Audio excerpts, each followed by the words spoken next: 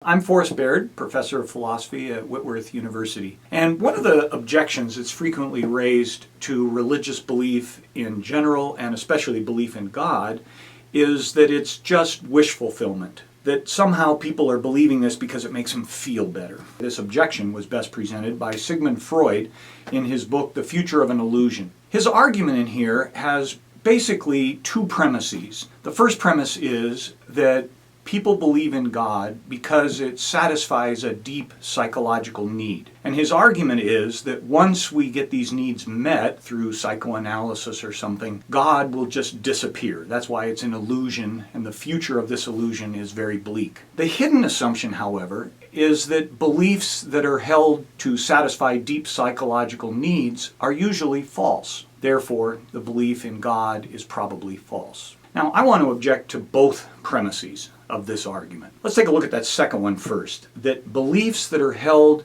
to help us get through psychological needs are usually false. I have a deep psychological need to believe that I'm not alone in the universe. I have a deep psychological need to believe that my wife loves me. I have a deep psychological need to believe that I'm making a difference somehow in the world. The fact that I have a deep psychological need for these beliefs really has nothing to do with whether they're true or false. That really is kind of an assumption that he's making, that because it satisfies a deep psychological need, it's highly unlikely to be true. Questionable assumption at best. But I also want to look at that first assumption, the first premise rather. The premise that if we believe in God because it satisfies a deep psychological need, or the way it's usually put is, it's just wish fulfillment. My argument would be, well, perhaps it does satisfy a deep psychological need, but I think that could be true for not believing in God as well. People who don't believe in God, I would argue in many cases that may also be wish fulfillment.